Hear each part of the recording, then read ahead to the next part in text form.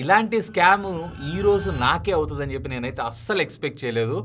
Online shopping గురించి చాలా scams వింటూనే ఉన్నాం, అలాగే చాలా స్కామ్స్ గురించి నేను ఎడ్యుకేట్ చేస్తూనే ఉంటాను. బట్ ఇలాంటి స్కామ్ ఈ రోజు నాకే అవుతుందని చెప్పి నేనైతే అస్సలు ఎక్స్పెక్ట్ చేయలేదు. నిజంగా ఈ సేల్స్ అనేవి కూడా పెద్ద స్కామ్ అని చెప్పి మరొకసారి రుజువు అవడం అయితే జరిగింది. అసలు ఈ కథ ఏంటి, దీని కల్మషం గురించి మనం డీటెయిల్డ్ గా మాట్లాడుకుందాం. ఆలస్యం చేయకుండా వీడియోని స్టార్ట్ చేద్దాం. Hi, this is Vasu again signing in. Welcome to my channel Vasu tech blogs.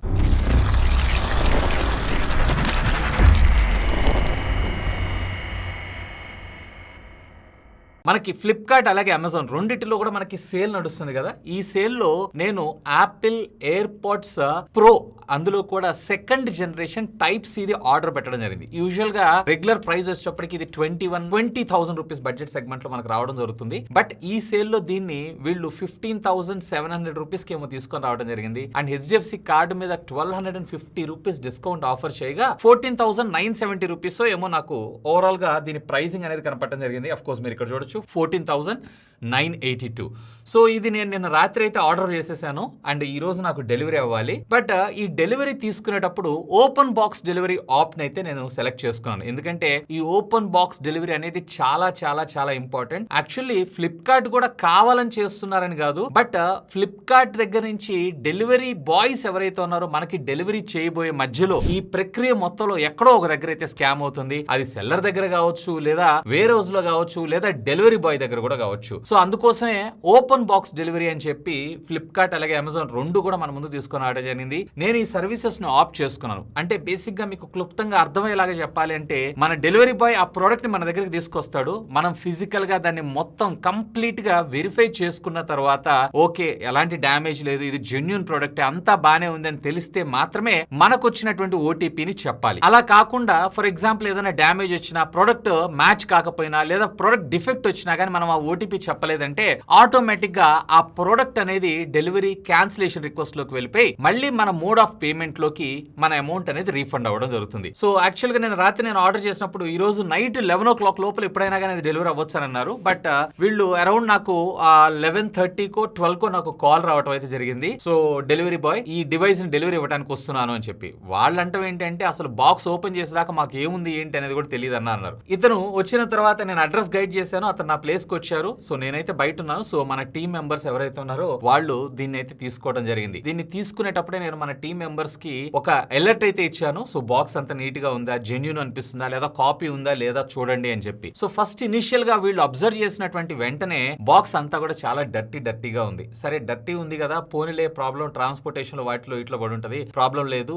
And seal అంతా బానే ఉందనంటే సీల్ అంతా కూడా పర్ఫెక్ట్లీ ఓకే అని అన్నారు. సో మేమేం చేసామంటే డైరెక్ట్ గా మనం ఓపెన్ చేయకుండా డెలివరీ బాయ్ కి ఇచ్చేసేసి ఆ డెలివరీ బాయ్ నే ఓపెన్ చేయమని చెప్పాం. సో ఈ డెలివరీ బాయ్ ఓపెన్ చేశాడు. చూడటానికి అయితే జెన్యూన్ గా ఉంది. బట్ నాకు ఎక్కడో కొడుతుంది, ఆ బాక్స్ మీద ఉన్నటువంటి ఆ డర్ట్, మురికి ఇదంతా చూసిన తర్వాత ఇదేదన్నా డూప్లికేట్ అయ్యే అవకాశం ఉంది. లేదు అన్నట్లయితే గనక మేబీ ఏమన్నా వీళ్ళు ఏమన్నా గిమ్మిక్ చేశారా అన్న ఉద్దేశంతో సింపుల్ గా నేనేం చేశాను అంటే డివైస్ యొక్క సీరియల్ నెంబర్ ని ఆన్లైన్ లో యాపిల్ వెబ్సైట్ లోకి వెళ్ళి చెక్ చేసుకోమని. యాపిల్ వెబ్సైట్ లో డైరెక్ట్ గా మనం సీరియల్ నెంబర్ ని వేసి ఇది జెన్యూన్ పార్టా కాదా అనేది మనం అయితే వెరిఫై చేసుకోవచ్చు. అలా చెక్ చేస్తే యాక్చువల్ గా మన టీమ్ మెంబర్ చెక్ చేస్తే ఇతనికి వచ్చింది ఏంటి అంటే, we're sorry, we're currently unable to verify your AirPods purchase date అని చెప్పి చూపించింది. సో ఇక్కడ మీరు అబ్జర్వ్ చేయాల్సింది ఏంటి అంటే, ప్రోడక్ట్ అని చూపించాల్సిన బదులుగా పర్చేస్ చేసిన డేట్ ని వెరిఫై చేయలేకపోతున్నాము అని చెప్పి అన్నారు. సరే అక్కడ నాకు కొంచెం డౌట్ వచ్చింది. సో అగైన్ నా ఐఫోన్ లో డైరెక్ట్ గా నేను ప్రొడక్ట్స్ అనేటువంటి ఒక యాప్ ఉంటుంది, అందులోకి వెళ్ళి నా ప్రొడక్ట్స్ అన్నిటి వారంటీతో పాటు దీని వారంటీ కూడా చెక్ చేస్తే ఇక్కడ మీరు చూసారా, ఎక్స్పైర్స్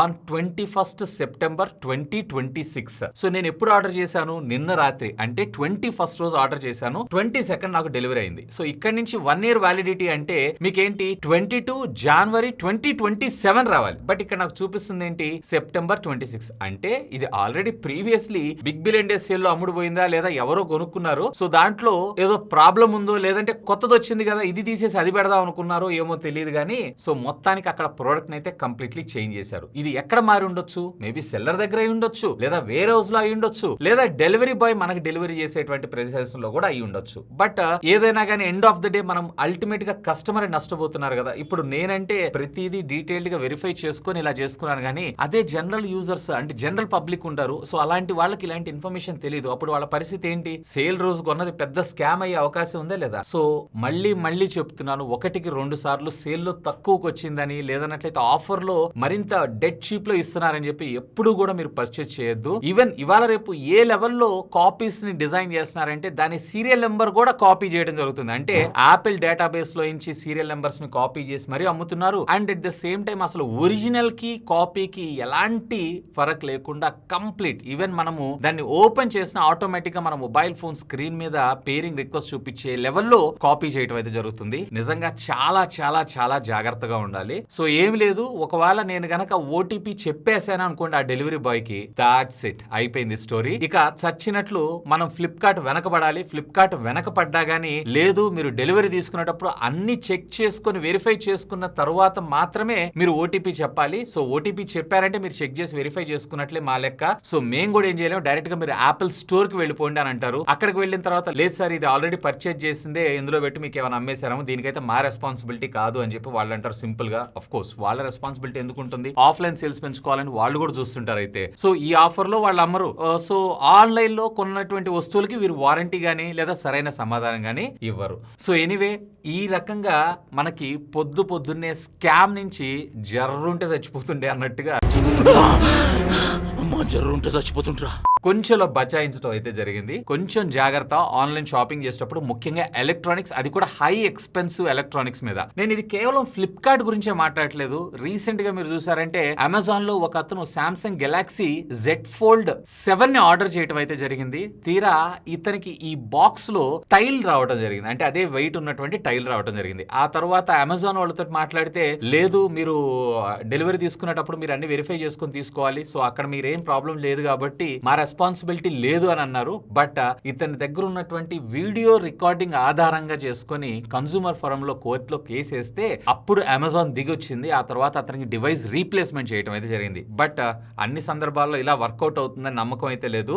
సో సేఫ్ సైడ్ మీరు ఏదన్నా కానీ, not only Flipkart, Amazon, Myntra, Meesho, what ever it is, ఎక్కడి నుంచి అయినా మీరు షాపింగ్ చేస్తున్నారు అన్నట్లయితే కనుక తస్మాత్ జాగ్రత్తగా వ్యవహరించండి. సో ఇప్పుడు నా పరిస్థితి ఏంటి అంటే ఏం లేదు, జస్ట్ ఈ రోజు నైట్ కి నాకు క్యాన్సిల్డ్ అని చెప్పి రిక్వెస్ట్ వచ్చేస్తుంది, ఆర్డర్ క్యాన్సిల్డ్ అని చెప్పి. ఆటోమేటిక్ ఒక 1 వీక్ 10 days లో నా అమౌంట్ రీక్రియేట్ అయితే అవుతుంది. సో ఇంకొకటి, వీళ్ళు నాకు ఫీడ్బ్యాక్ పంపించండి అని చెప్పి ఒక ఫామ్ అయితే పంపించారు. వీళ్ళు ఎంత దొంగలో చూడండి, ఈవెన్ ఫ్లిప్కార్ట్ ను కూడా అనుమానించాల్సినటువంటి పరిస్థితి ఇందుకే వస్తుంది అనుకుంటా. సో ఎందుకంటే ఇక్కడ మీరు చూడండి, నాకు ఒక లింక్ ఇచ్చారు, ఫీడ్బ్యాక్ ఫామ్ ఇచ్చారు. ఈ ఫీడ్బ్యాక్ ఫామ్ ని నేను లింక్ క్లిక్ చేసి ఓపెన్ చేస్తున్నాను. ప్రొడక్ట్ డీటెయిల్స్ అని యాపిల్ అని చెప్పి దానికి సంబంధించిన డీటెయిల్స్ ఉంది. Did you reject your order అని అంటున్నారు. Yes, because of I don't need it anymore, అంటే నాకు అవసరం లేదు.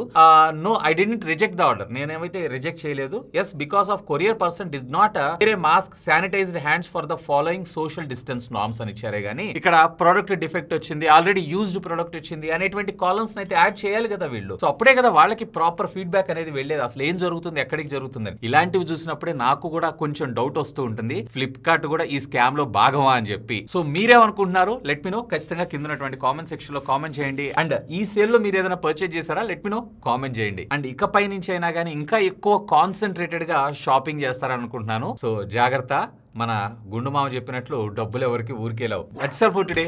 This is Vasu signing off. Have a great day.